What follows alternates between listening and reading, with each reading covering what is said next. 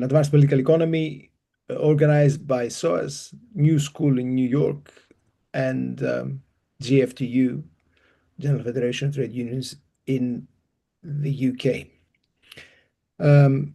This is the first session this year. There are four more to go before the entire program is completed. Now, I will say a few words about our speakers and the topic in a few minutes. But before I do that, I'd like to give the floor to Juan Ibae, who is the organizer of this series anyway. She will give you some important information about work that GFTU have been doing, which calls for your support and for your participation. So, Juani. Thank you. Yeah, today I wanted to introduce a new exciting project that we just launched this Monday. So, as you all must be familiar by now, this is a knowledge transfer partnership between SOAS Economics Department and GFTU. So this, for example, this series is launched as part of the political economy course for trade unions. So one of the aims this year was to, make it more accessible for workers and like reach out to like everyday workers beyond the walls of academia.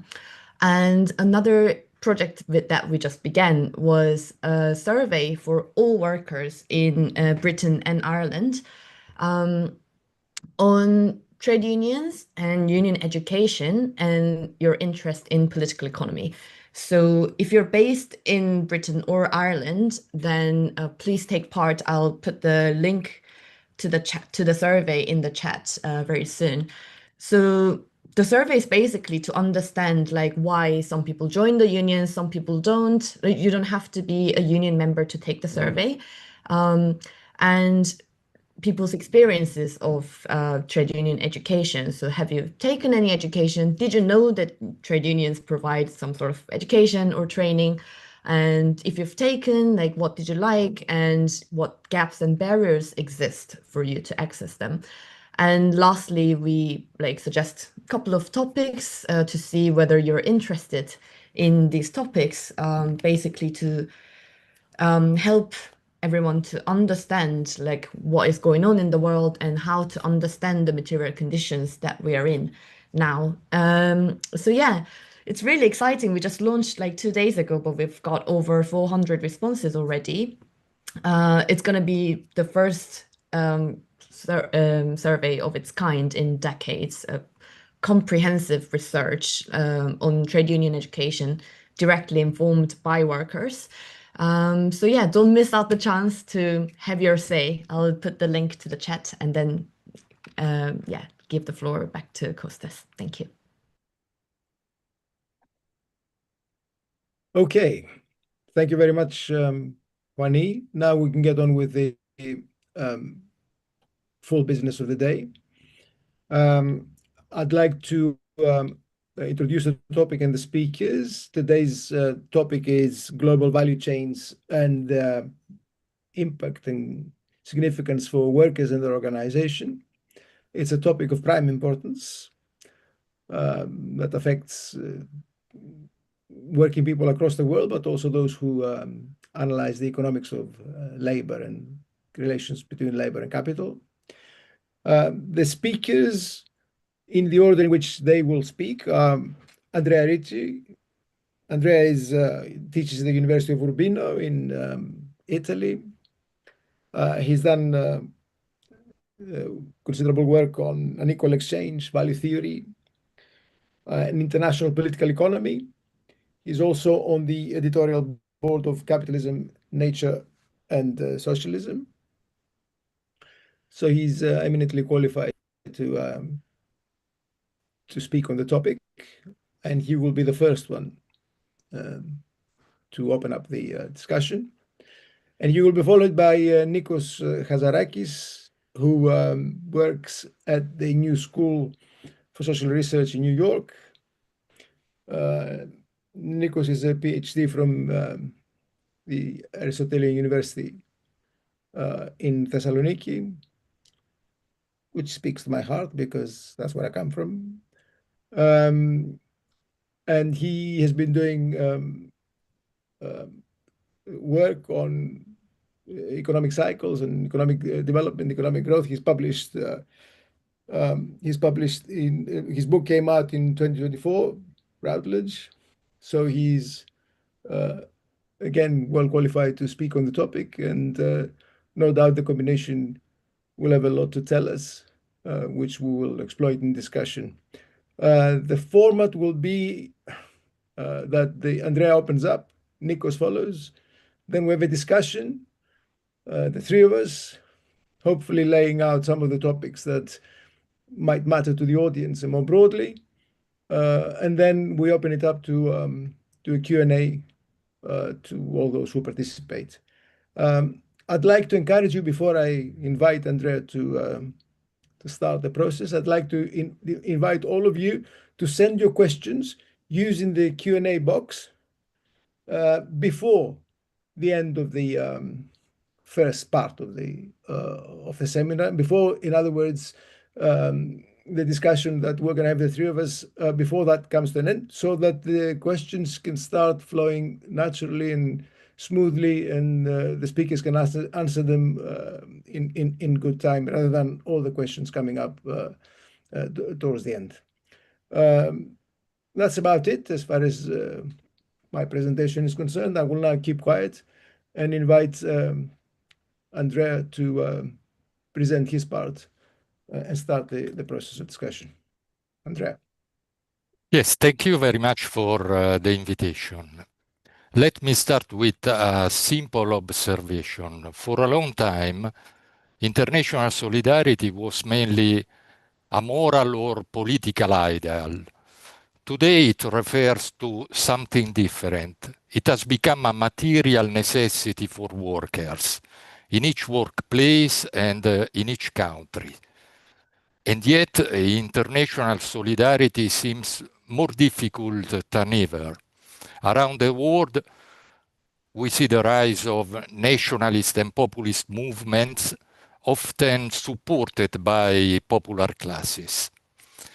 This is not a paradox, nor is it a mere ideological manipulation. It is the result of deep transformations in the organization of global production.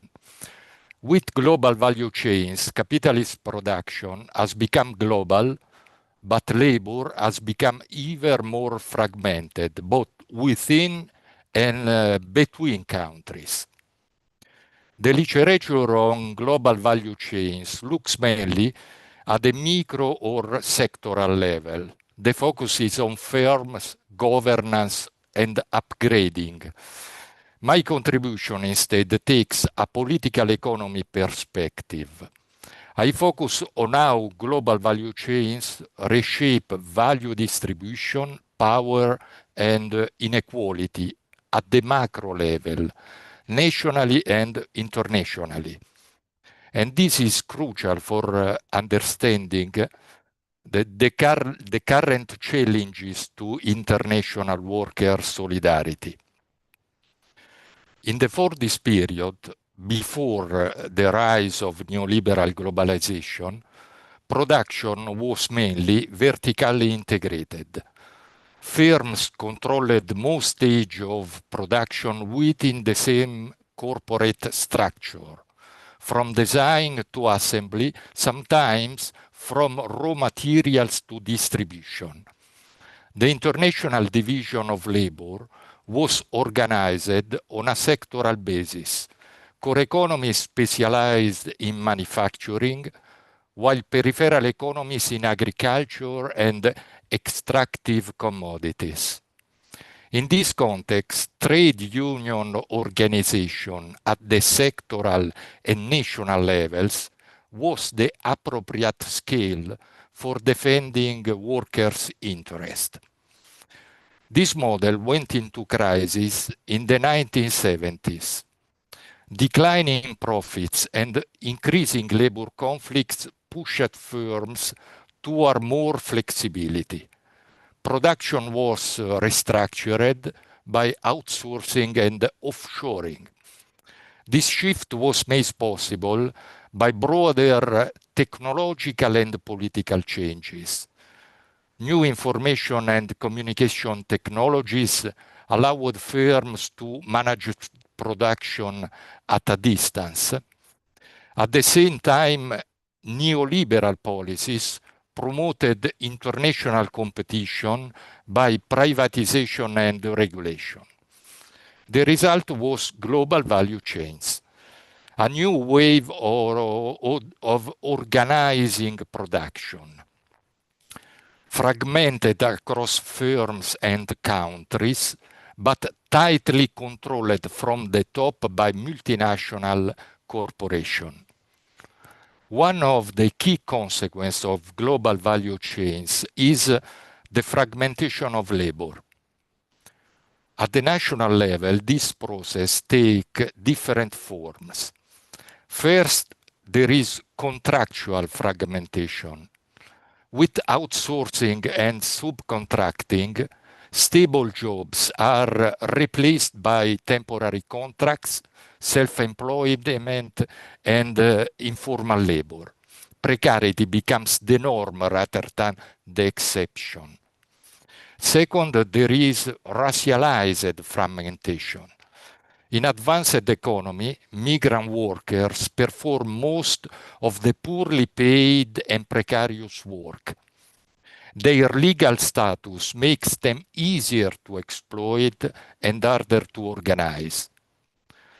What we see then is not just a segmented labor market, but a fragmented working class.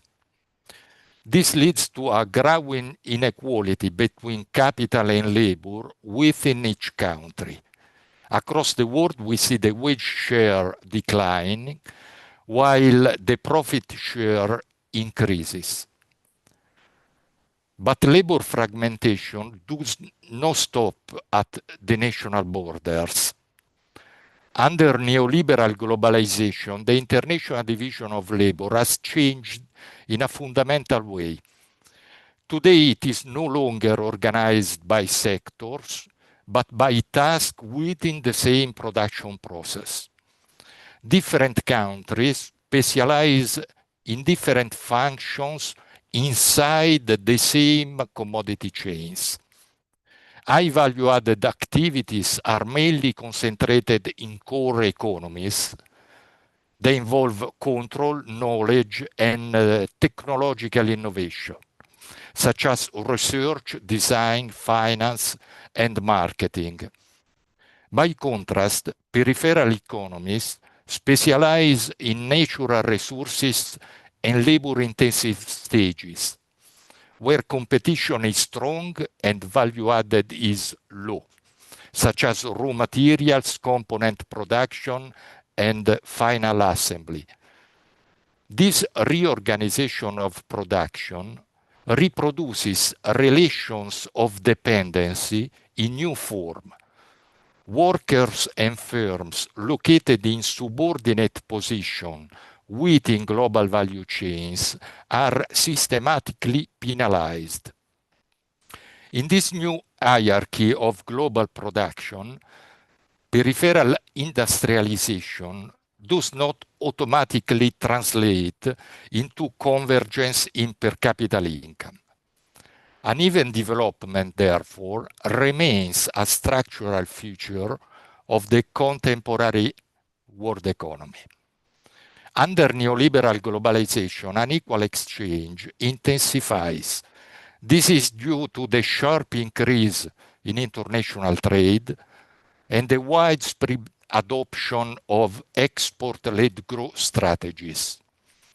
Within global value chains, competitive price formation reinforces monopoly power and wage differentials as sources of unequal exchange.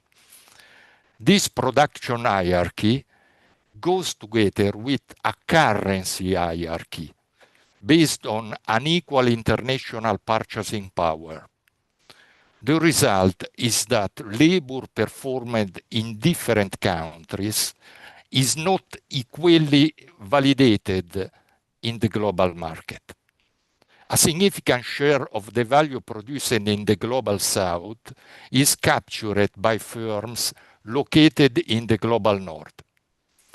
By fragmenting labor both within and between countries, global value chains link the North and the South into a single structure of exploitation and inequality. On this basis, we can better understand why international workers' solidarity is both difficult and necessary.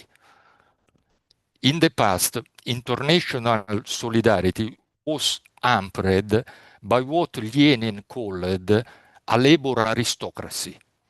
Sections of the working class in the North could believe that they were sharing the benefits of imperialism. Higher wages, more stable jobs, and social protections were partly financed by colonial and imperialist rents. Today, this situation has changed. Low wages in the South become a source of pressure on wages and working conditions in the North. The permanent threat of relocation within global value chains operates at a strong disciplinary power on labor. In this context, workers are placed in competition with each other. This race to the bottom undermines international solidarity. But it is no longer to gain benefits, but to reduce damage. This is the trap created by labor fragmentation. The collective dimension of class disappears, and what remains is the individual weakness of workers across the world. On this basis, a key conclusion becomes clear.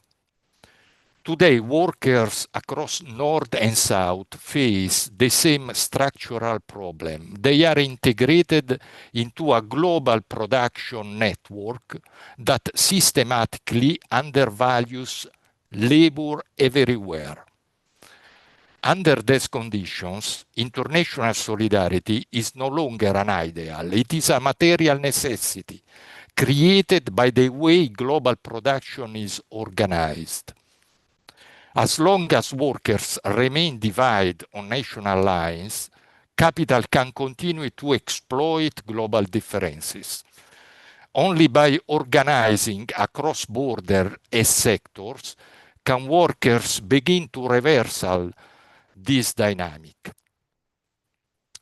However, such a level of global organization implies that international worker solidarity cannot remain confined to trade union action.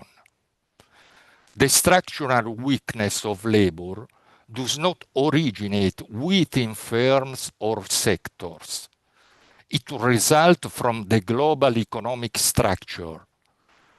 Production fragmentation forces class recomposition beyond the workplace and nation, at the level of global society. Defending labor today, therefore, requires confronting the contradiction of the current economic order. Neoliberal globalization has not only produced a social crisis, it has also accelerated a global ecological crisis.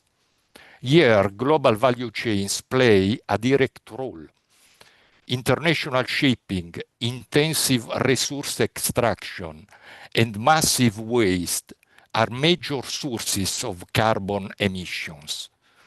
Therefore, the valuation of labor and the valuation of nature are not two separate problems. They are the joint result of the same economic model based on profit, competition, and unlimited growth.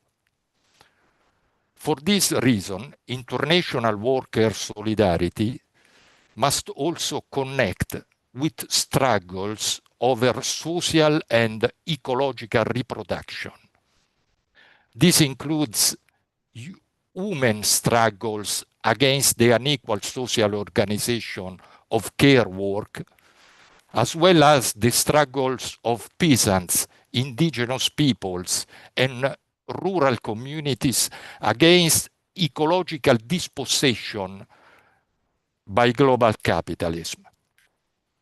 These social subjects are central to how societies reproduce themselves.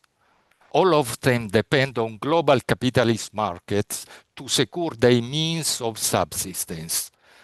This makes them an integral part of the global working class, alongside wage labor.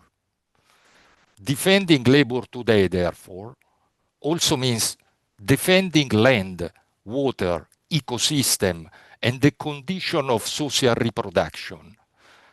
These objectives are not opposed. They are complementary.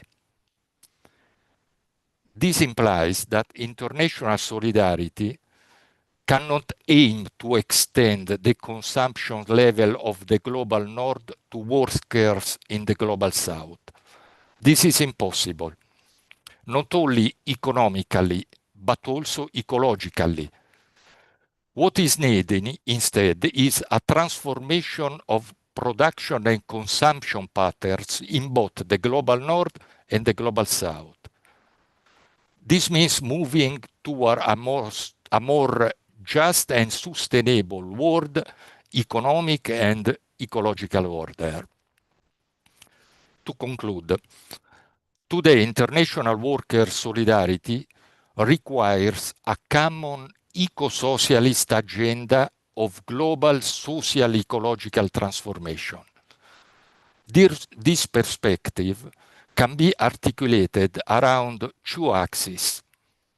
In the global south, it calls for an autocentric development strategy as an alternative to the export-led growth model promoted by global value chains.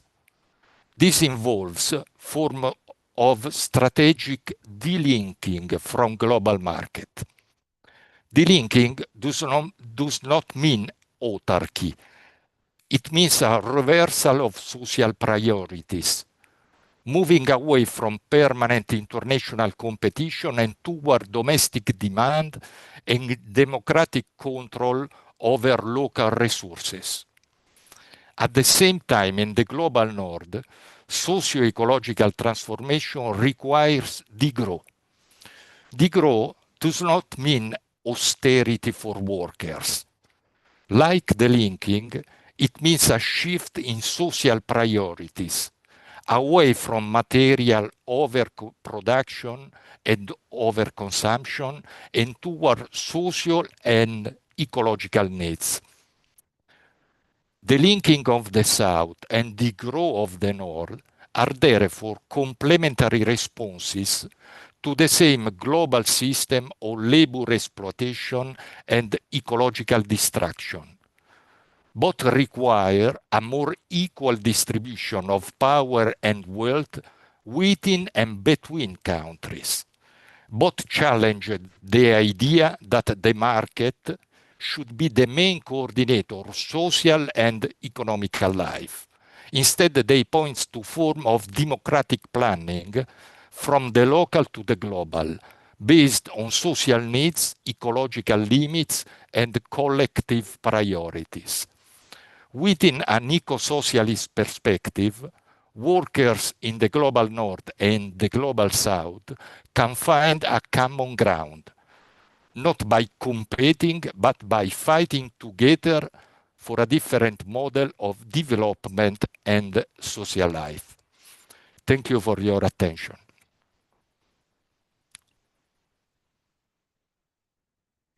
Thank you very much, Andrea. You put on the table a lot of ideas and a lot of suggestions in a very integrated way. So I'm sure we're going to be discussing those.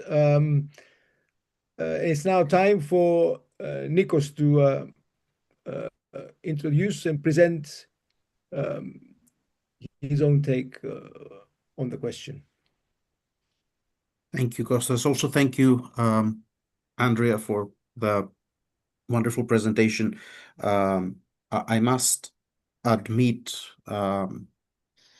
I am much less of an expert than you are, so it's good that kind of gave us the modern the state of the art of the research right now. I was hoping I could take a step back and speak about what the precedent of that is, and what my take is on the role of the law of value at an international level on this, and how it can affect both the question of international trade and unequal exchange in the modern context, and of course how that affects workers in global north and the global south.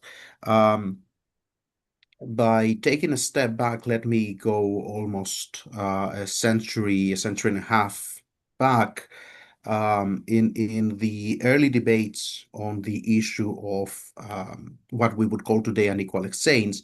And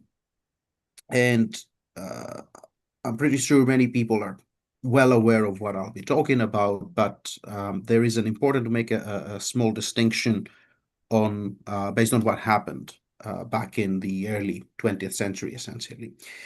So at that time, there was a heated debate, mainly political debate, about the premises of international trade and international relations between countries that were uh, essentially old colonizer powers, like the big European countries at the time, and countries that were either at the point of colonization or were from the early 19th century until the late 19th century, early 20th century until the mid 20th century, attempting to decolonize. And the question that was put by people, mainly people on the left, on the socialist, and then on the Communist International, was how can we understand the economic and political roots of colonialism and the heritage that it leaves to these countries, and how can we propose a program that will take us out of it. And the discussion was often uh, taken in the context of Lenin's 5 points of imperialism, namely the concentration of capital at the national level, the mingling of financial and industrial capital, the export of capital mainly from the global north, what we would call the global north today, to the global south, the internationalization of trusts, and of course the territorial division of the older colonies that led eventually to what we know as the World War I and the later repercussions. And this discussion was the dominant discussion on this part of the left, and it often ignored an equally important side, that was the um, technical causes of the unequal exchange between these countries, something that came to be the source of the debate much later. And that was rooted to the relation of unequal exchange with the theory of value as we know it from the classical school, mainly David Ricardo and, of course, Karl Marx.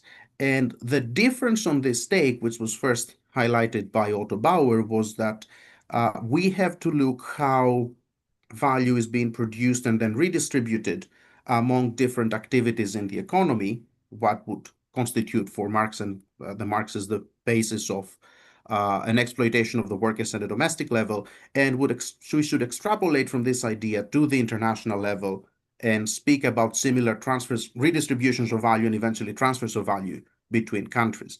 And of course, both Ricardo and Marx, mainly Marx on this issue, would say that what happens is that there are some activities, some processes, some industries, if you want, that have a higher concentration of capital. As a result, labor is more productive there.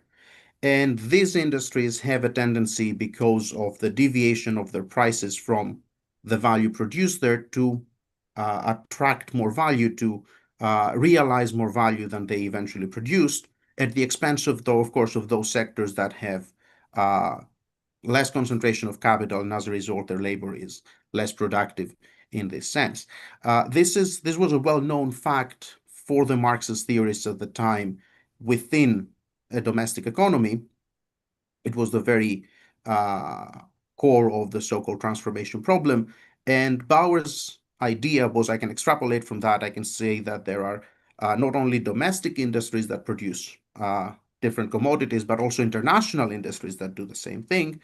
And what actually happens is that the more efficient industries are the ones that have a higher concentration of capital. These are, for historical reasons, found in the older colonizer powers.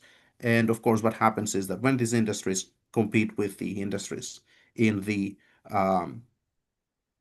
former colonies, of course, the competition makes it that the prices regulated by the industries of the higher concentrated, of the industries with higher concentration of capital in the global north, and as a result, we have a transfer of value from the two.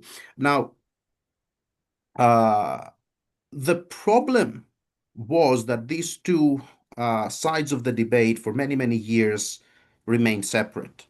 And I think the reason that they remain separate is partly political, partly theoretical. The theoretical aspect is that um, people were trying to focus on issues of, more obvious issues of uneven development, like the concentration of the financialization of capital in the global north versus the territorial division in the global south. And the political reason was that there are peculiar repercussions of the application of the law of value at an international level. Of course, there was an attempted reconciliation several decades afterwards in the 70s with several theorists coming up with an idea that we can have a law of value at an international level.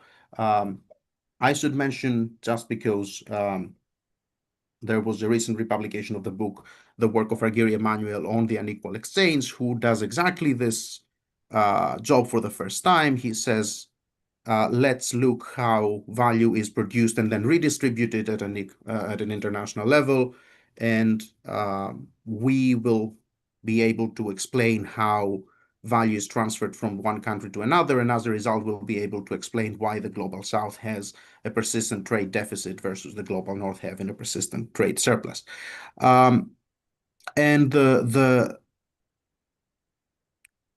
fundamental response, not the fundamental response, but the fundamental cause traced by Emmanuel and subsequent theorists was that what happens is, all other things being equal, the wages of the workers in the global south being lower than the wages of the workers in the global north, and the exploitation of the workers in the global south being higher than the exploitation of the workers in the global north, allows for these transfers of value. And as a result, what happens is that the global north is kind of exploiting the global south. The result of this fundamentally agrees with the understanding of the more Leninist interpretation of imperialism, that there is a global north that can kind of exploit the global south, but allowed for an additional dimension that was often ignored. And that is that the two dimensions that we should focus is, first of all, technological differences indeed that allow workers in the global north to be more productive. And by more productive, I mean what? That within an hour, they can produce more value than the equivalent 1 hour in the global south. But also that the workers in the global north are being compensated more than the workers in the global south. And this creates a wonderful duality.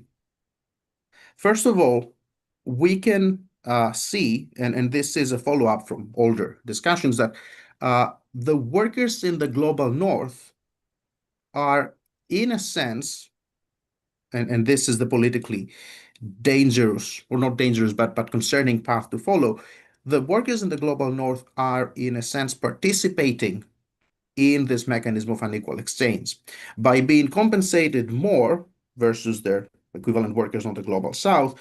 They are allowing the mechanism of unequal exchange to take place. At the same time, the dual of that is that the capitalist class in the countries of the global south, by being subordinated to the capitalist classes of the countries in the global north do not, you could say, follow a development path, do not allow their countries to follow a development path such that would make their workers equally productive and, by extent, less exploited. So not only the workers in the global north participate, but also the capitalists in the global south are quite happy to be part of this mechanism of unequal exchange. They prefer their country, in a sense, to be less developed and by extent to be losing in this term of transfers of value. I made all this sideway rather arcane, talking about the transfers of value and how industries in the global north, global south, etc., have different concentrations of capital, which create this inequalities, because I want to highlight an important path, and that's, I think, where the global value chains in today's world come into play. The fundamental problem for a great number of theorists and political discourses today is that they talk about the global value chains, the unequal exchange, the trade deficits, and then the twin deficits by extent in context of the global north, global south division, or even divisions within the global north and within the global south, without making the step back and asking what is the fundamental problem that we have to address. And the fundamental problem that we have to address, at least that's I think the result of this proposed reconciliation of that earlier two debates, is that we should come to accept that the law of value starts operating at an international level. And what does that mean? The law of value in its purest form means that all workers being engaged in capitalist production first of all, they exchange their labor in unequal terms, so they're being exploited, and the commodities that they produce are bearers of socially necessary abstract labor. As a result, the quantities of labor that these commodities bear can be exchanged with one another. So there is a sort of ability to exchange different quantities of labor, and as a result, different workers, with different capacities, different skills, are equalized. This equalization of different workers is also part of their alienation. They become they become the represented by the commodities that produce, instead of being themselves individual personalities. The problem with the global value chains in both its theoretical and its political dimension in this extent is that it allows the law of value to operate international without any barriers. What do I mean by that? I think I'm moving back and forth. In the old, more traditional industrial capitalism that many of us envision when we talk about the labor of value, the law of value, the easier way to equalize a worker's labor with another worker's is the fact that we can all go in a conveyor belt, and our capacities, our productivities are being equalized by the regular operation of the conveyor belt. Of course, that doesn't happen at a global level. Workers in, let's say, the Democratic Republic of Congo that work in very informal conditions, mining critical minerals, are highly different from white-collar workers in the UK, the US, Germany, and so on. They work in completely different environments. They have a completely different conceptualization of productivity. However, by extent, that means that we cannot make this example of a conveyor belt that would regulate our different productivities, make us all essentially the same, and allow our different labors to be exchanged the same way. Global value chains, as Professor Ricci already mentioned, allow us to see production at a global scale and essentially play the role of this imaginary conveyor belt. So on the one hand, they allow for our labor to be exchanged in quote unquote equal terms.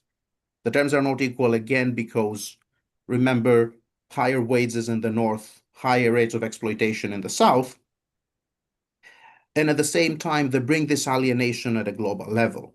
So the workers of the global north that partake the higher wages are alienated from the workers of the global south receiving the lower wages. And of course, the subordinated capitalist class in the global south is happily partaking on that mechanism as well, because they do not help their countries uh, exit by raising he's investing in to raise the productivity. This means, of course, that unlike all the promises of, convergence in terms of growth, even within happy trade and monetary unions. I'm thinking of the EU, I'm thinking of NAFTA, I'm thinking of the proposed Mercosur today, I'm thinking of the South Asia agreements and so on, that unlike all the promises that growth can actually catch up even within this nice internationalized markets, what we see is the inequalities widening. And the question is, once we have a socialized labor at an international level and an abstraction of labor at an international level, we should fight back on the alienation at the international level. I would like to close all this um, kind of historical perspective on the question of value at an international level and how the global value chains come to take a place on it by putting up two questions. One is mainly theoretical, and that's where my work has started on this direction, and the other one is mainly political. I think we should go back to this attempted reconciliation of the law value and how the price value deviations allow for an equal exchange of labor between different countries with the traditional theory of imperialism and how the concentration and financialization of capital in the international level create those conditions. This is a puzzle that is often pointed out but never resolved. People who work on the one side fail to look at the other and vice versa. The political repercussion and the political question I'd like to bring in is again quite historical. I think that what we frequently lack today is what workers back in the 19th century had long understood. All these debates happened in the context of the second and third, the Socialist and the Communist International. And the Internationals was originally perceived as collective bodies of trade unions and political parties that would represent workers in an attempt to secure solidarity, not only as an ideological, but also as a very material issue between workers in different countries. What happens today is that we see a reshaping of the world. We see on the one hand, the global value chains reorganizing production around the world, and as a result, reorganizing the abstraction of labor around the world. And on the other hand, countries like the US reshaping the world order in terms of the international law. And we fail to see a similar response in terms of what the first, the second, the third, and so on internationals were. So I think that the only way, of course, quite obvious remark, but I think that the only way to go back to this is re-realize that the international law value requires an international solidarity between workers. And I can close my long moral essay over here. Thank you very much. Thank you, Nico. That's very broad and deep and historical at the same time. I think it complements very well the first presentation we had from Andrea. So it gives us both empirical, contemporary, and theoretical and all the stuff to chew on. I'd like to invite a little conversation among us to begin with, and then open it out to those in attendance to ask their own questions. I can see we've got some questions already. I'd like to ask those who would like to raise issues to do so straight away so that we can sift through the questions in good time. Now, let me ask a question to Andrea to begin with. I have more than one question, but let me ask this question to start with. One of the points you made is that global value chains have changed the nature of the division of labor across the world economy, and now what we've got is a fragmentation of tasks rather than countries specializing in particular types of commodities and so on. Fragmentation of tasks within the chain, and then what we get is that the upstream tasks, as it were, design and so on, remain within the core, and then the downstream tasks are moved to the south. And that you imply some kind of subordination, brings some kind of subordination. Now, I'm curious to know how, from this perspective, what you'd have to say on two observations, which to me are very important for the contemporary system. The first is the rise of independent manufacturing capacity in what used to be the old periphery. You mentioned that, but you implied that this cannot compete. Well, Korea does compete. South Korea does compete, and so do other countries which are in BRICS and so on. So there is the rise of independent capacity emerging in many parts that used to be considered peripheral. And at the same time, what we see is loss of considerable capacity among the old core, which translates into persistent trade deficits and an accumulation of debt by large core countries. First and foremost, the United States. The public debt of the United States at the moment is $37 trillion. So how does this crucial observation for the world economy at present, how does this tie in with what you presented to us in terms of global value chains and how they reorganize domination across the world? Yes, thank you for this important question.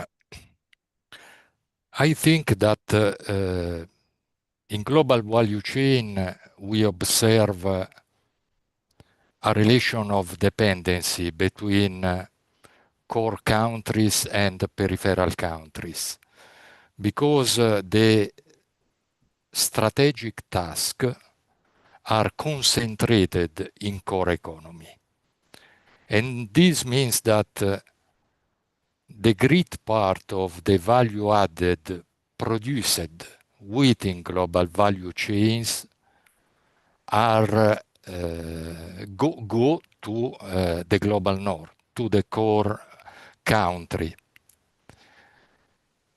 If we look at the data on global inequality and per capita income convergence, we see that in the last 30 years, there is not a clear tendency toward convergence. There are some exceptions, China, first of all, but in general, on average, we do not observe a clear process of convergence. What this means?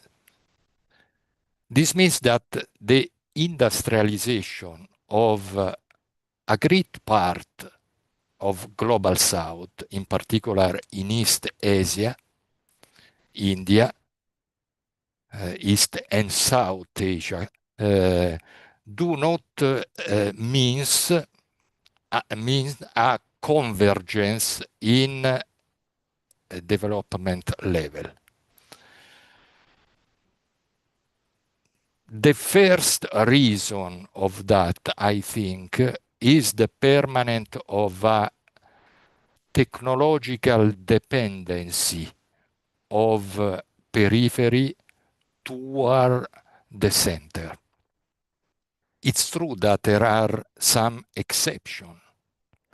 I don't think that today, for example, South Korea is periphery. Today, South Korea is a part of the center. Is one of the few cases of upgrading in the world hierarchy. I don't think that South Korea is very different in terms of development level from many countries in Europe, for example. So if we consider European Union as a center, also South Korea is a center. But these are few exceptions. So I think that the polarization of the global economy has not disappeared with global value chain and peripheral industrialization. There is also today a relation of subordination and a mechanism of unequal exchange and value transfer that is in favor of the core.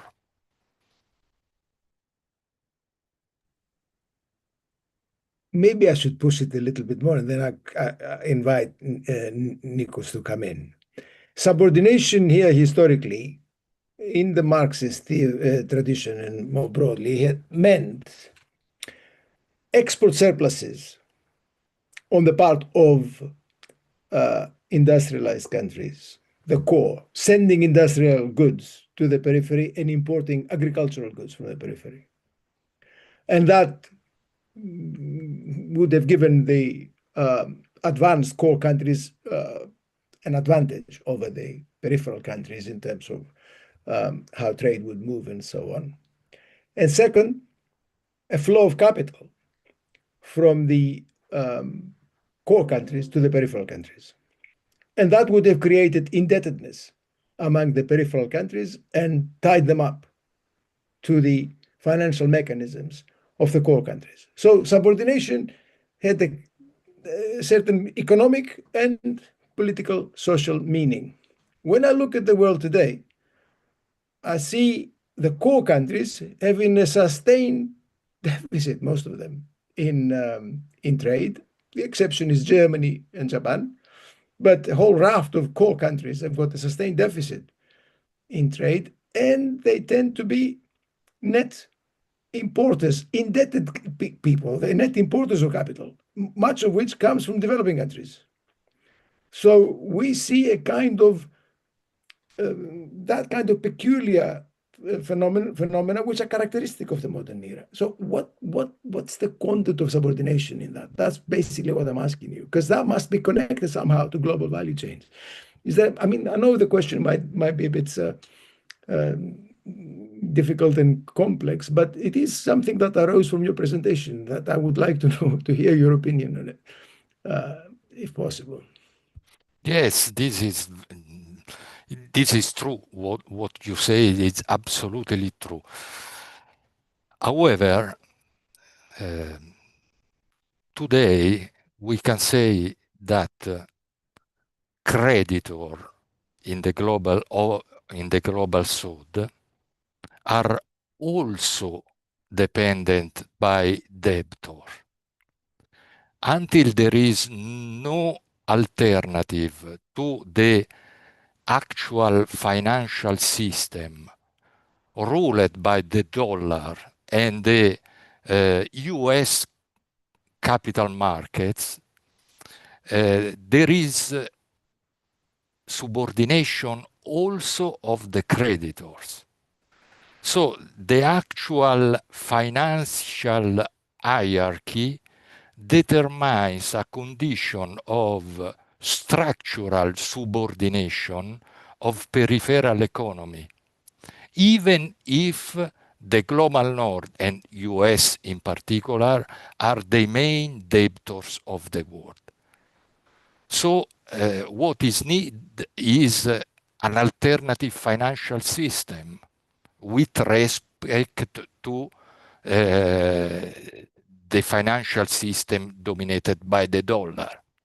In this situation, the simple fact of creditor and debtor does not define the condition of dependency, because the condition of dependency is a structural condition determined by the global structure of the production and the financial and monetary system.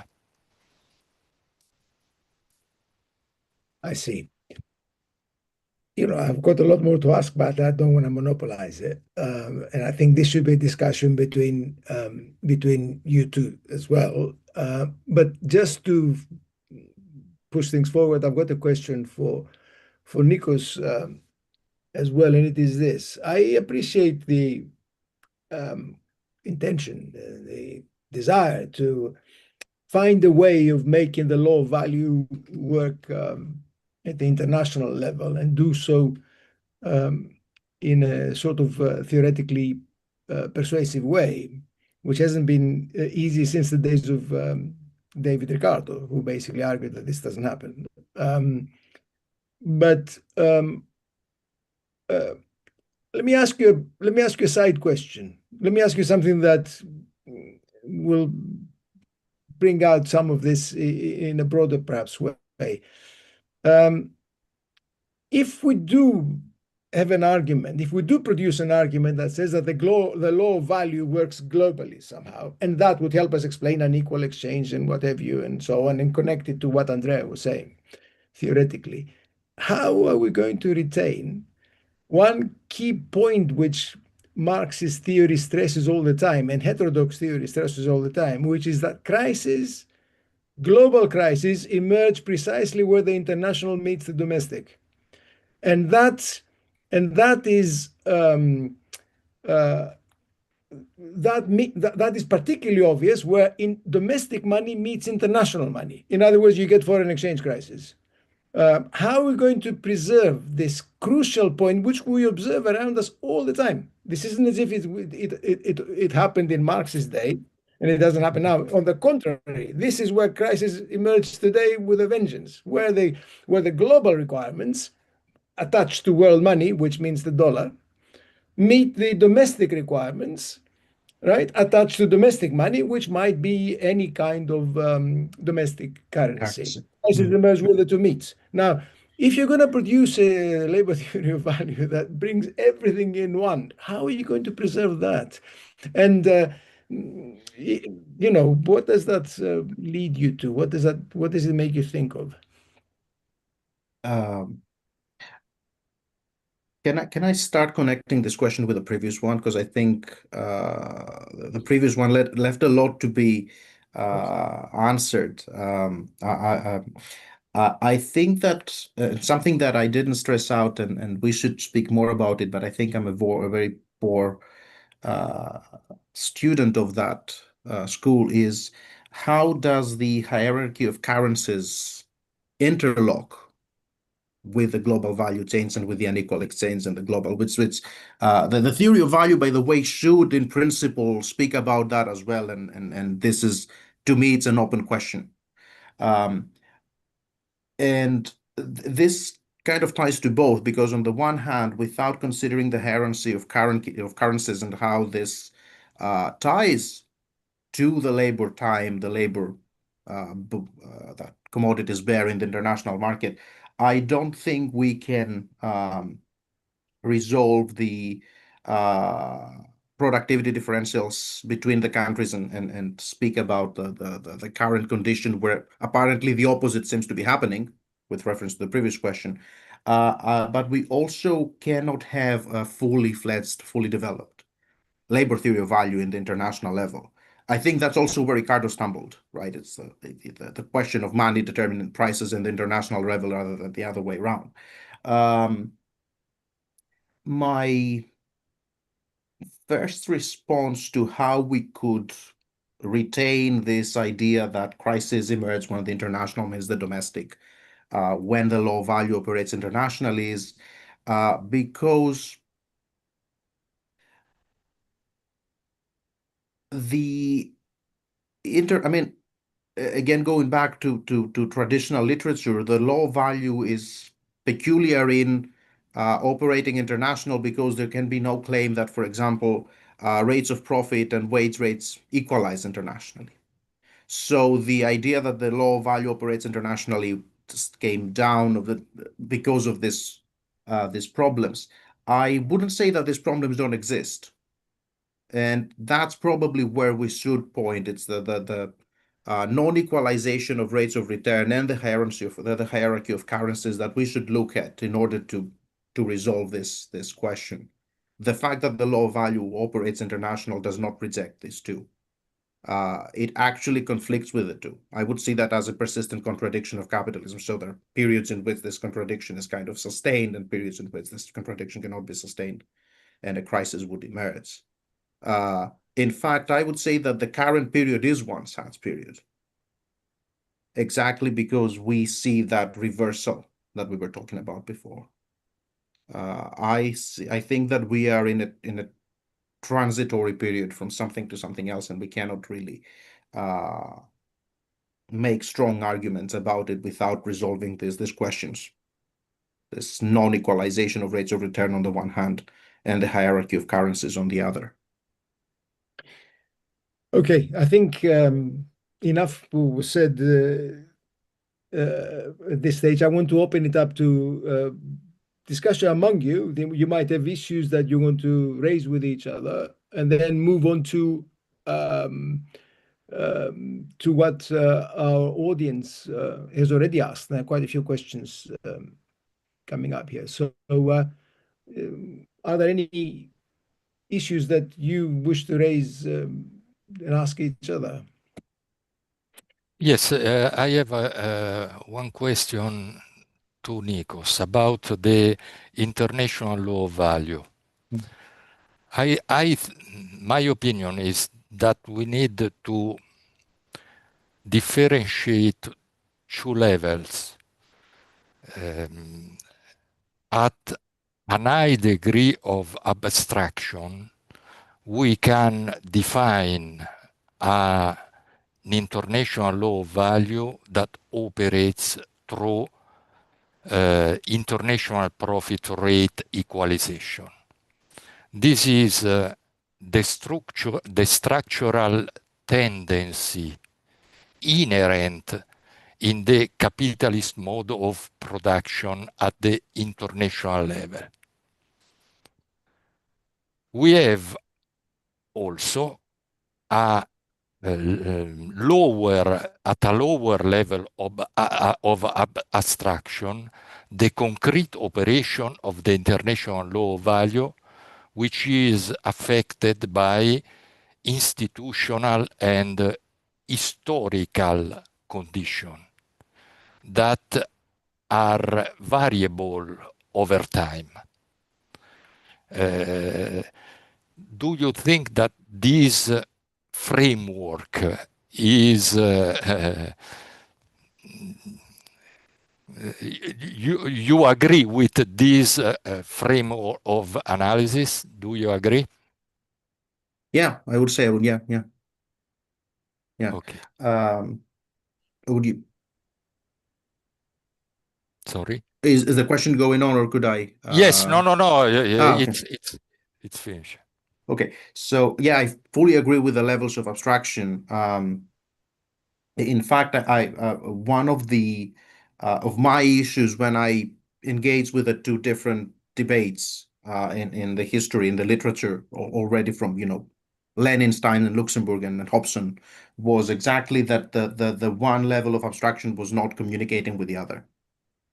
So we can imagine this idea that we construct an international price system where, to a certain extent, we have a uniform rate of profit, etc., a very standard Straffian or whatever context, and we could do all the price value calculations and speak about the unequal exchange in the very traditional way.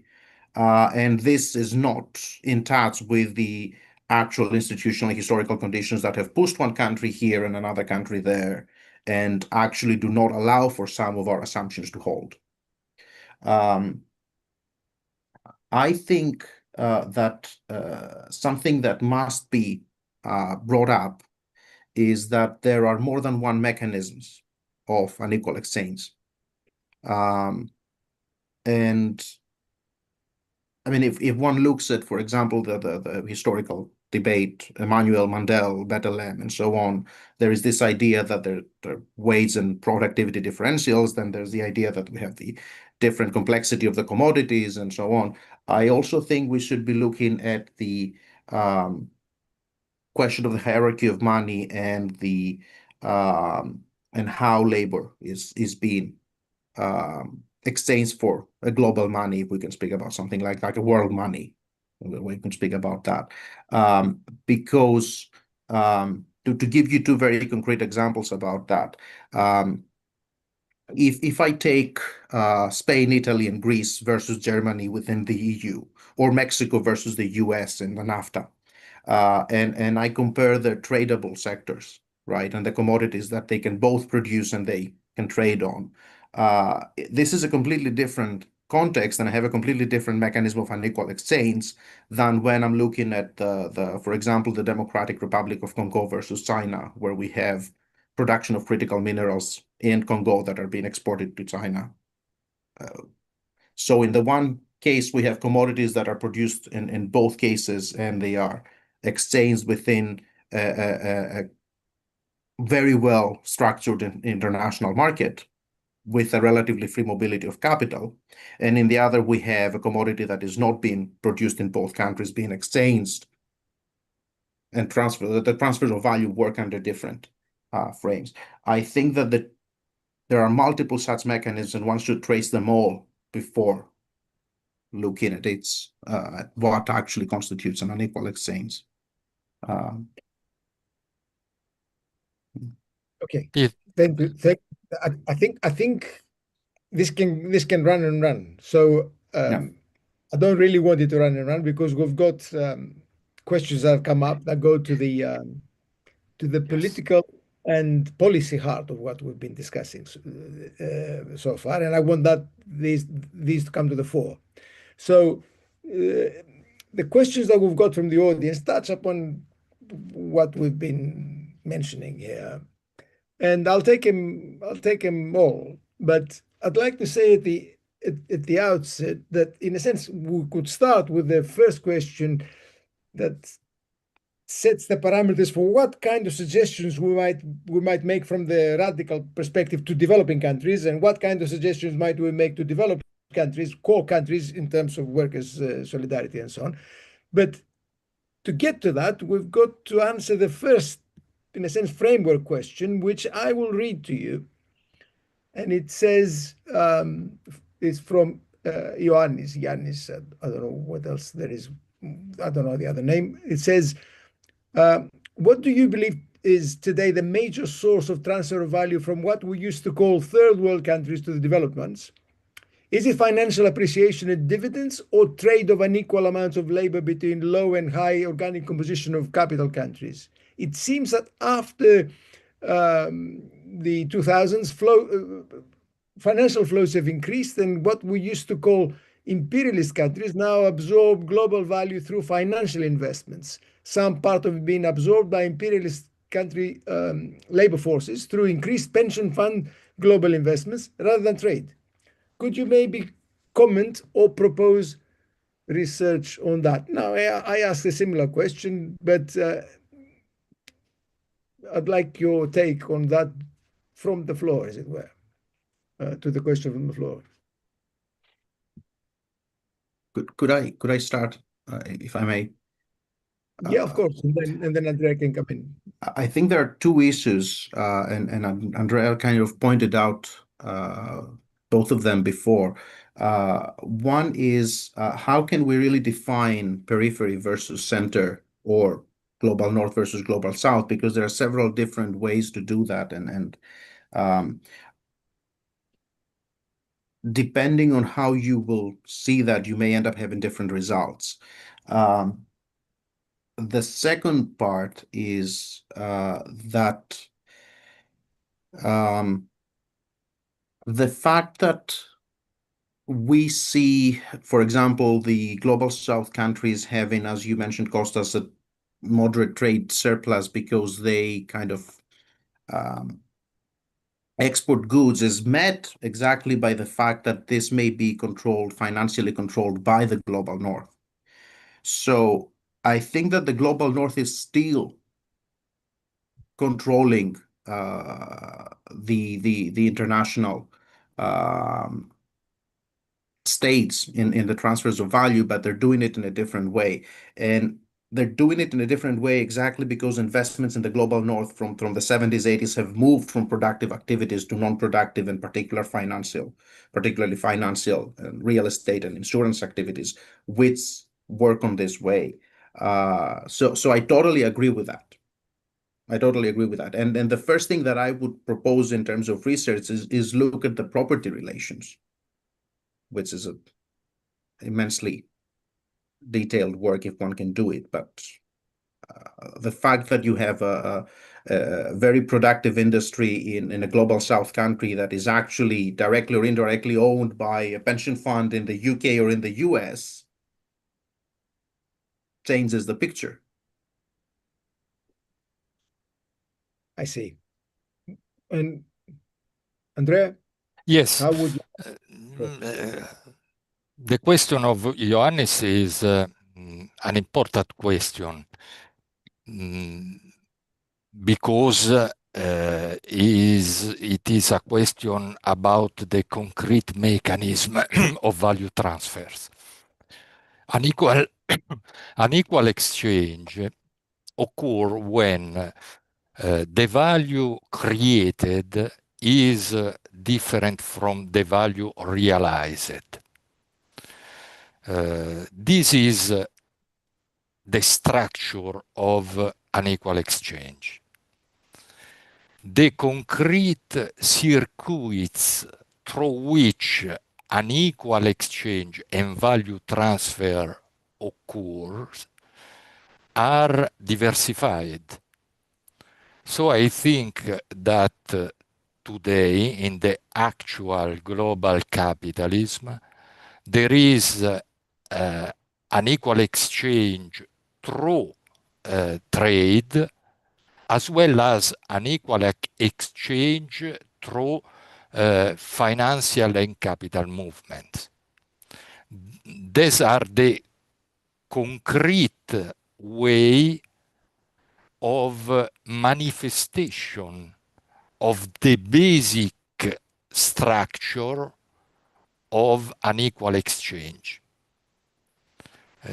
So the answer is both trade and finance contribute to the divergence between value produced and value realized in the world. The question that was asked by Ioannis, though, leads directly to policy issues and political issues as well, because we want to intervene. And one of the questions we've received, the last one here, relating to developing countries, asks you to comment on how does one capitalize on cheap labor and the quality of labor, also making the economy grow substantially. Something that would apply to the question that would be particularly relevant for the global south, for developing countries where income levels are low and very low in some of these countries. So how what would you say there? How would you tackle a question like that?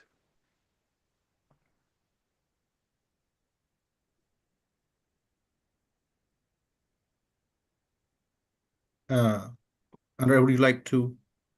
Yeah, No, yeah. Whoever of the two of you, I mean, I don't mind. This is a question asked to both of you. could you repeat the question? Sorry. How does one capitalize on cheap labor? In other words, how does one take advantage of cheap labor and the quality of labor, also making the economy grow substantially? Suppose you want to follow a development strategy. How would you take advantage in this context? You hinted at it, Andrea, in your presentation, but you might want to. Yes. Cheap labor means that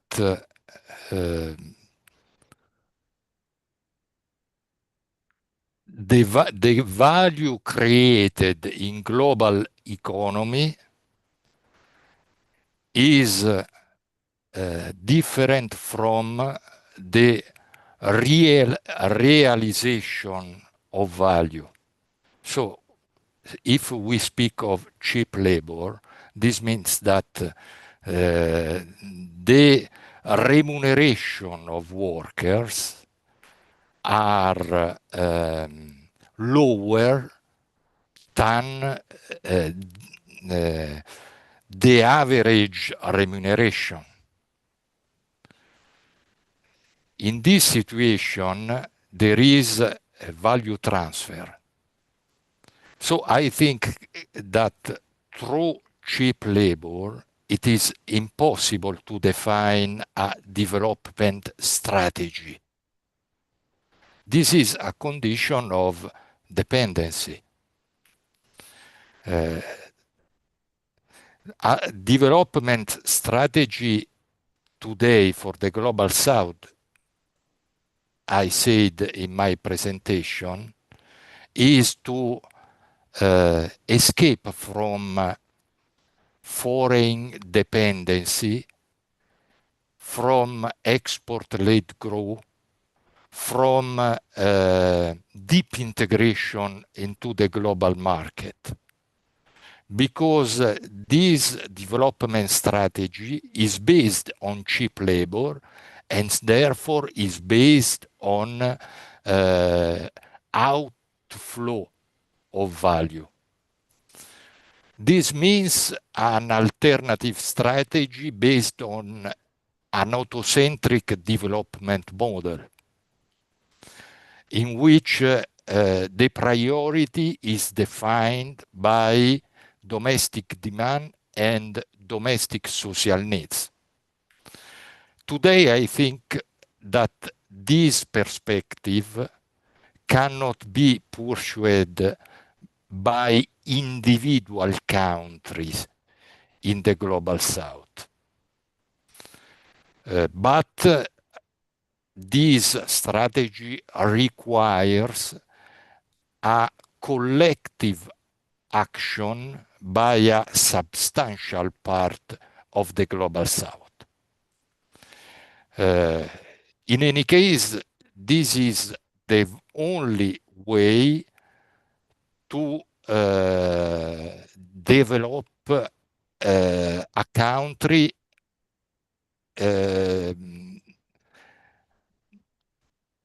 outside the constraint of global capital. Does this mean having a common trading area for these countries? A common, whatever, free, whatever, or regulated trade, but among these countries? Is that what you've got in mind? I think that sharing I think that form of South-South cooperation are essential. This means not only trade area, but also, for example, common shared technological industrial policy within the Global South. that are independent from the global capital. Yes, I think that form of cooperation in trade policy, in industrial policy, and also in financial and monetary policy through alternative institutional arrangements for example, financial transaction are essential for the development of peripheral countries. Nico? Can I? Yeah, I'll be very brief because I think Andrea got the heft of it. I think there are three. It's like a stool with three legs. One is the international cooperation. There must be a South-South cooperation. There must be a common trading area that is institutionally different from what we are seeing today. So it must not be like the NAFTA or the EU, for example. The second one is delinking, and delinking is linked with the idea of increasing the complexity of one's commodities. That means that countries in the global south that are now pushed to develop mainly based on their cheap labor and natural resources that they can trade with the global north countries, they have to go out of that and they have to start developing different commodities. Now, how can they do that? That's where international cooperation is needed. And that's also where the third leg is needed. We need planning. You cannot do that relying on a free market context.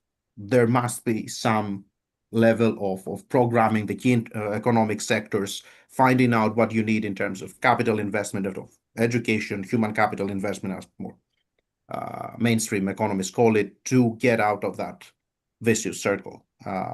If we don't speak about these three things, we cannot speak about anything at all.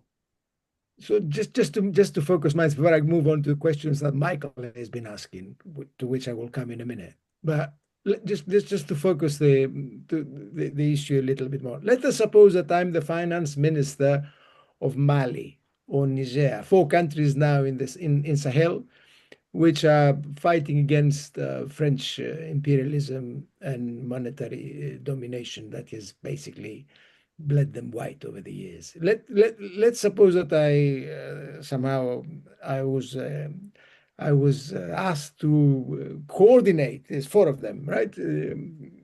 Now we can perhaps begin to think of some common monetary approaches that will basically try and create a common monetary area. But how do I solve the problem of lack of capital? We're talking about very poor countries there, very, very poor countries. The per capita income annually could be less than $1,000. I forget what it is in Niger, but something like that. Now, how do I deal with that if I cut myself off from the global, if I delink the countries from the global framework? We have to be specific. Someone will ask this question. And organizers and people who are rebelling against imperialism in that part of the world will want to know the answer. Yes, I think that the linking today is not a strategy for individual or isolated countries. It needs a coalition in terms of social forces and in terms of states across the global south.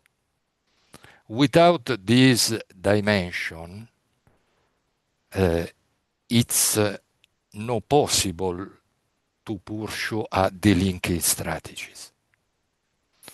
So delinking is not a national responses, is a international strategy, not only for the states, but also for the social forces. This is the real dimension of this strategy. Otherwise, it is clear that very poor countries cannot pursue a notocentric development model today. I see. I'd You say I'm would a bit like to add to that, skeptical. Nico? Yeah. Yeah, I'm a bit skeptical on that. I understand why the linking had to be international, and I also understand the fact that you need to find a trading partner that is necessarily at a bit better place in the development chain than you are. And our minds point, if you're a country in the Sahel area, you probably have to trade with China and India because they are the opposing forces, and they may be a better choice for you right now because you'll need their capital goods, etc., etc. I'm not. I understand this difficulty. I cannot advise against it as such, but I also feel that to a certain extent, the linking should be part even of a national strategy for the simple purpose that um, countries should be self-sufficient to a minimum. What do I mean? You should always be able to produce food. You should always be able to produce medicine. If you rely on international transfers for them all, at some point, one master or another will betray you, to put it simply. I see. Okay, well now that you mentioned it, let's bring into focus the 500 pound gorilla in the room, which is basically China, right? Because we've been skirting around that issue, and the question was asked by Spencer Brown here, and it's a very direct question, goes right to the heart of the issue, and he basically says all theoretical and political questions about global value chains, value chain development, and the global South seem to depend around one fundamental question: is China part of the global South?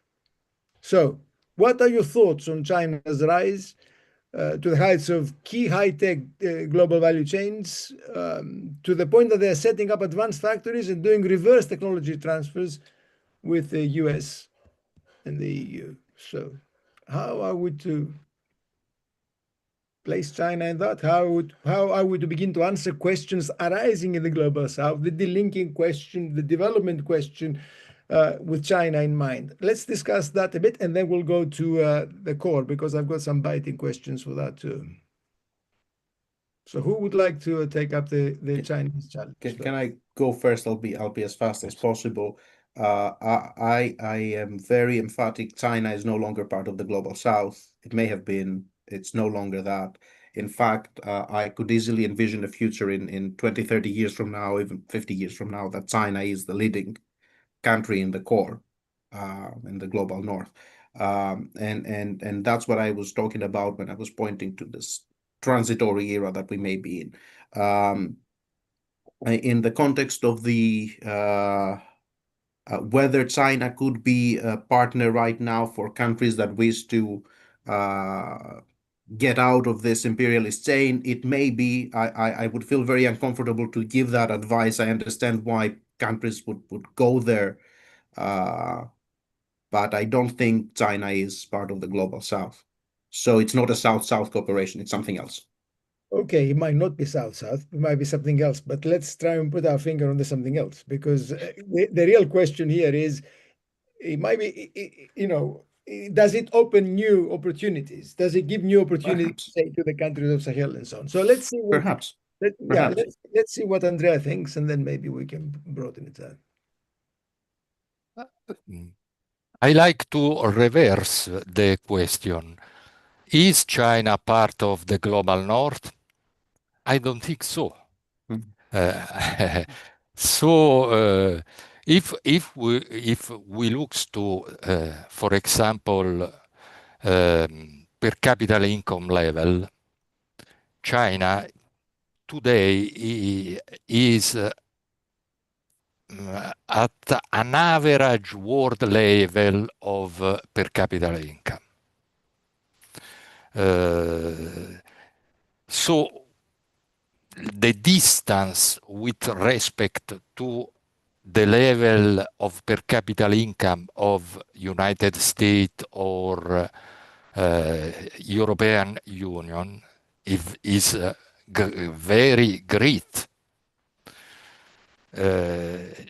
It's true that China is a big power in terms of economic, military, and political strength. But today has a structural position in the global economy different from the core countries of the global north. So China is in a position, in a particular position. Also because China has an economic model that is not fully corresponding to the neoliberal economic model that has prevailed in the last decades. So China has a particular position. I think that the future of China depends also on the social and political conflict within China.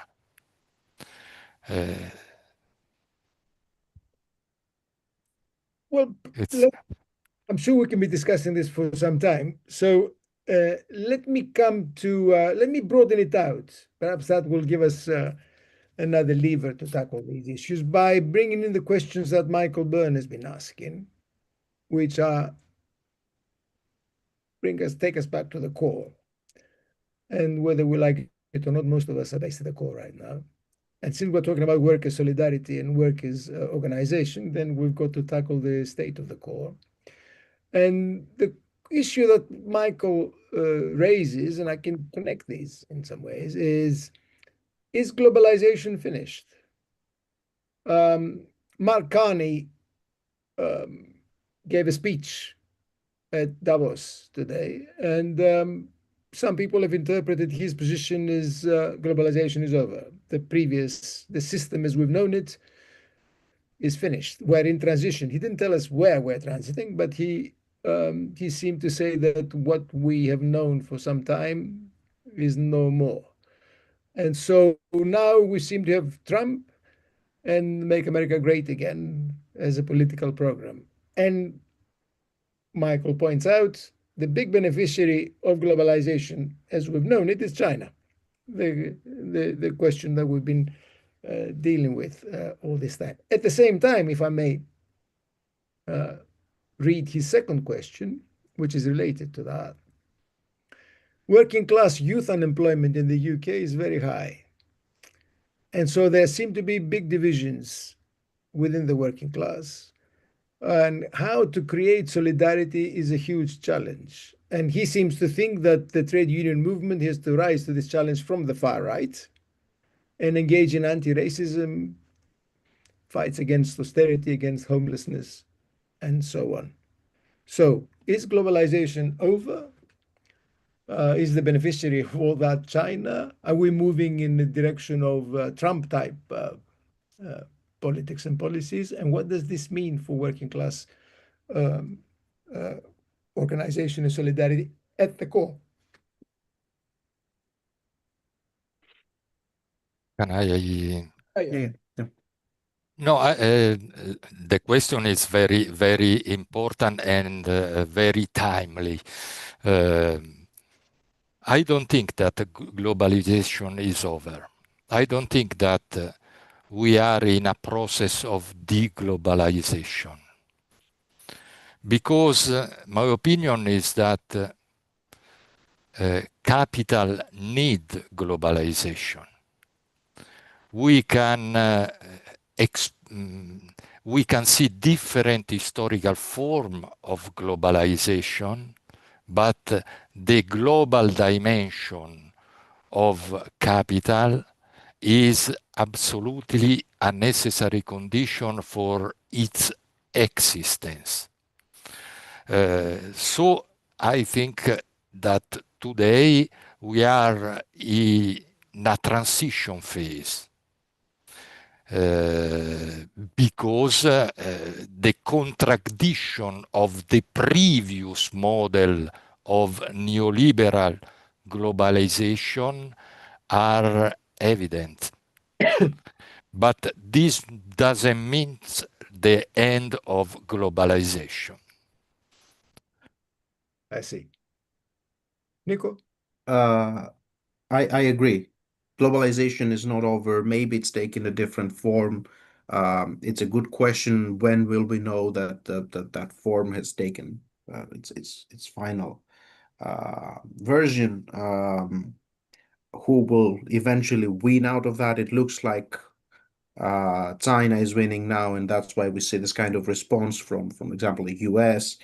Um, I don't want to speculate about that, but what I can uh, definitely say here is that uh, we uh, we were kind of lulled to a certain level of security by what happened after 1991, in this idea of a monopolar world, as people often coin it today.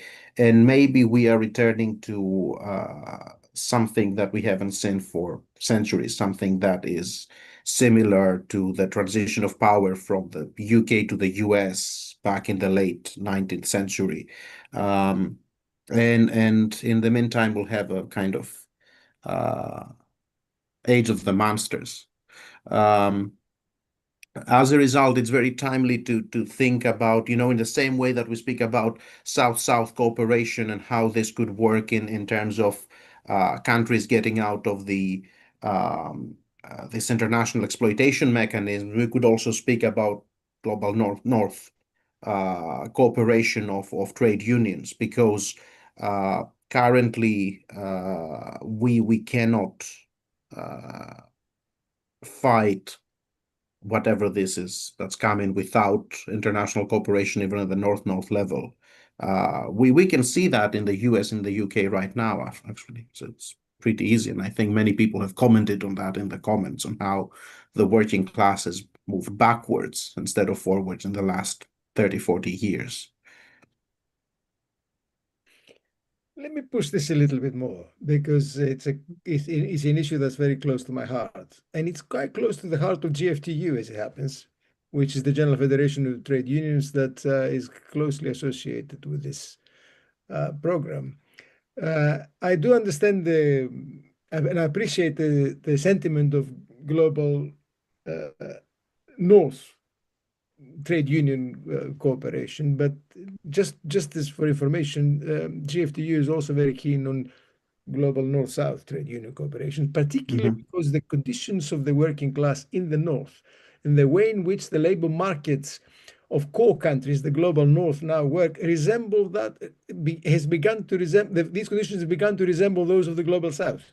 If you really want to understand how precarious precarious labor markets work in the North, in Britain and elsewhere, you might as well look at India and the accumulation of knowledge over there. So the experience of Indian trade unions might be very, very useful to British trade unions in terms of dealing precisely with the questions that Michael raises. But Michael raises a further question, which goes again to the heart of things, and again in connection with Mark Carney and what he had to say at Davos today. And basically, Carney's argument could be interpreted as saying that since globalization is over or might be over, then there is a need to keep industrial production within the country. That arises now. That's the Trump policy. Keep industrial production within the country, reduce the weakness of being reliant on global supply chains, with everything that this means.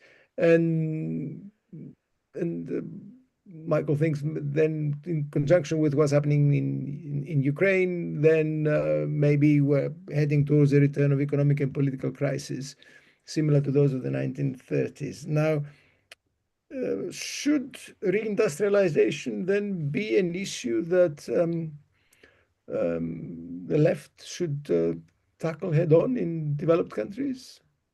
Should the loss of industrial capacity, the weakness of manufacturing, dropping to 8% of GDP in the UK, similar proportions in the US, manufacturing alone, should that be an issue for the left, and should that be an issue for trade unions, and should that be connected somehow to productivity of labor, wages, good jobs, and so on?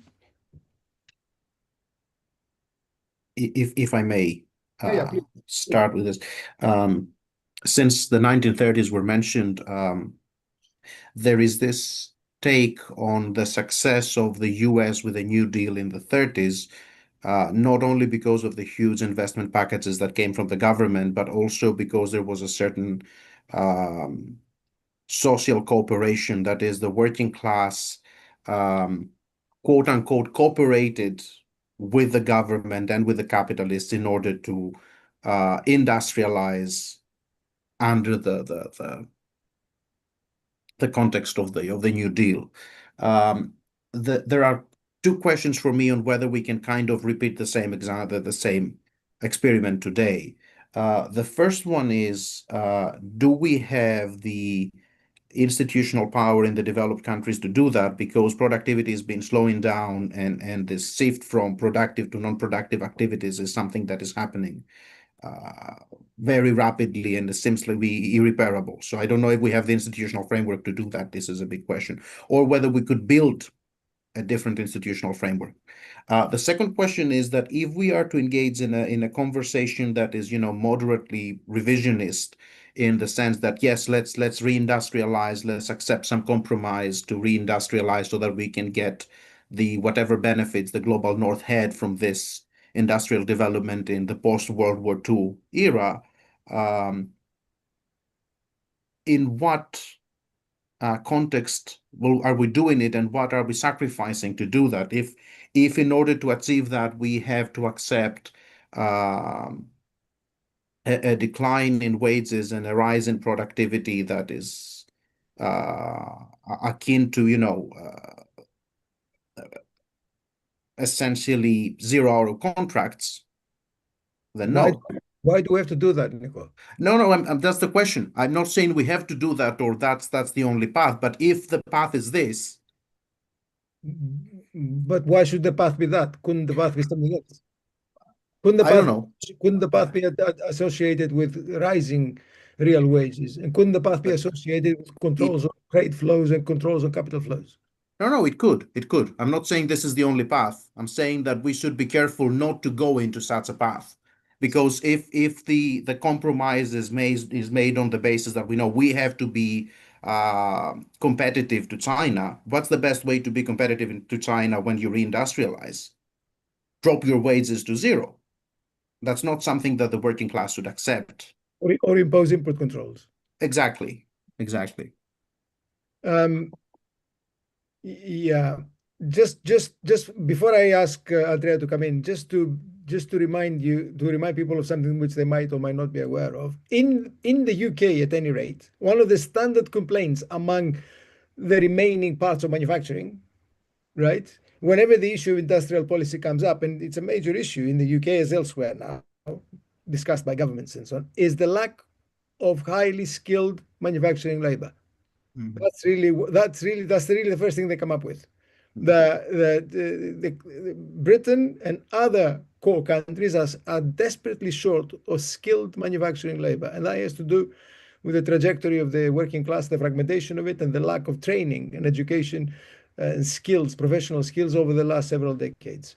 Just for information. But anyway, let me now invite Andrea to give us a comment on that, because he has already positioned himself very strongly in favor of degrowth. So how would you tackle Michael's question?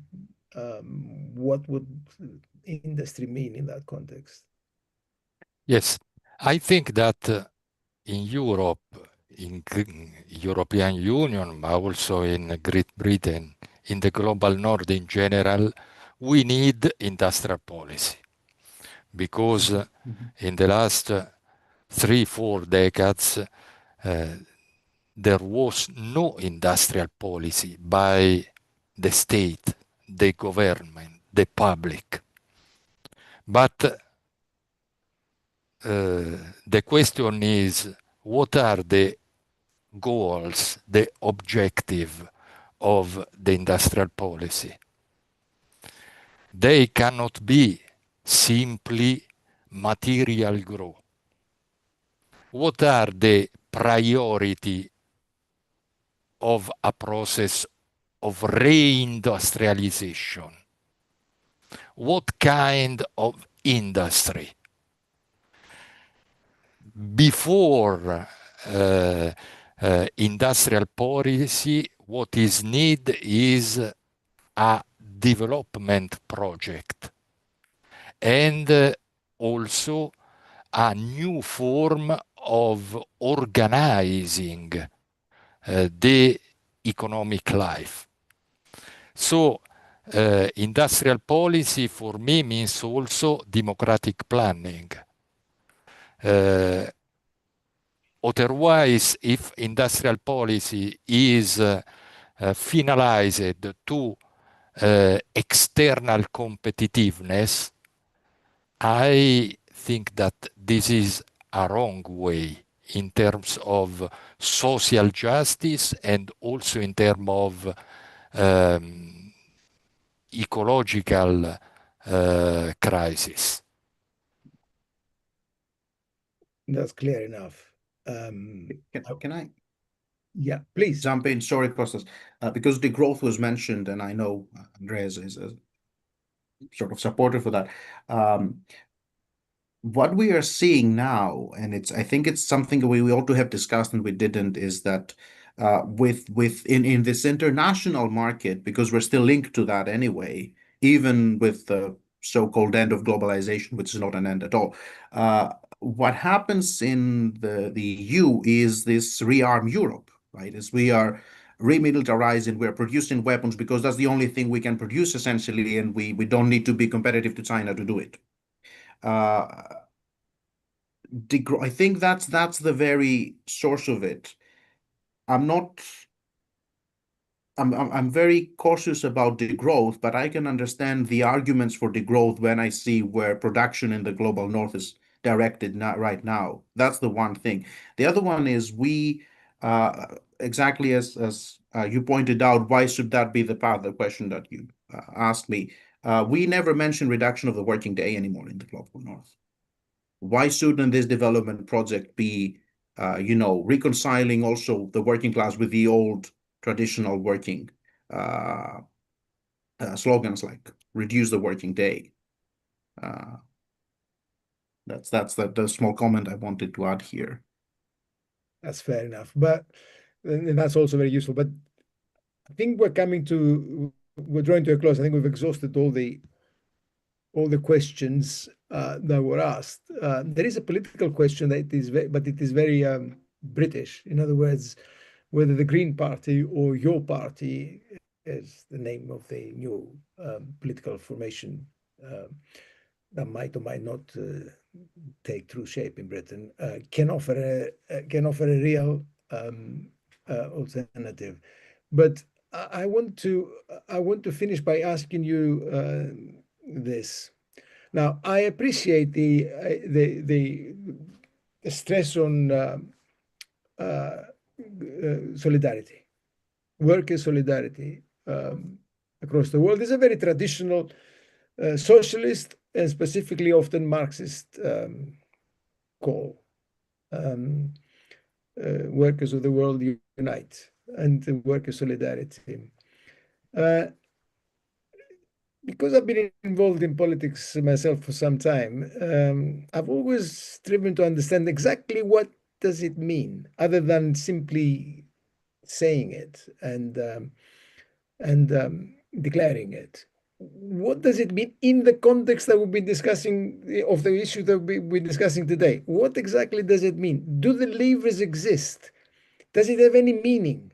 What does internationalism mean when you are a poor country in the south and you wish to improve the living standards and the conditions of life of your people, or in the north, when you're addressing working class people who've been suffering terribly, let's be clear about it, the last few decades, from sustained downward pressure on wages, destruction of the welfare system, inability to obtain a reasonable house for you and your children and so on. What does it mean? And does it have any content, real content, beyond the nation state? Because I can see how the levers exist within the nation state that could allow you to do that. What does it mean beyond the nation state? Does it have any specific meaning? Very important question. I think that with the reorganization of global production through global value chains, international solidarity has a very concrete meaning, because the production spread across countries, but labor is organized nationally. So if there is no international organization of struggles, there is no possibility for workers in the north or workers in the south to improve their condition. So today the production is global, is not more national. This means that international solidarity is no more a political ideal or a moral action. Is a material necessity.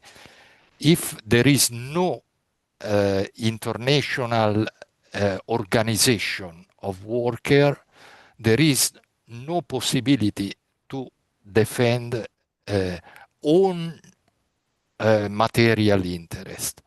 This, I think, is the actual situation. I'm Just worried.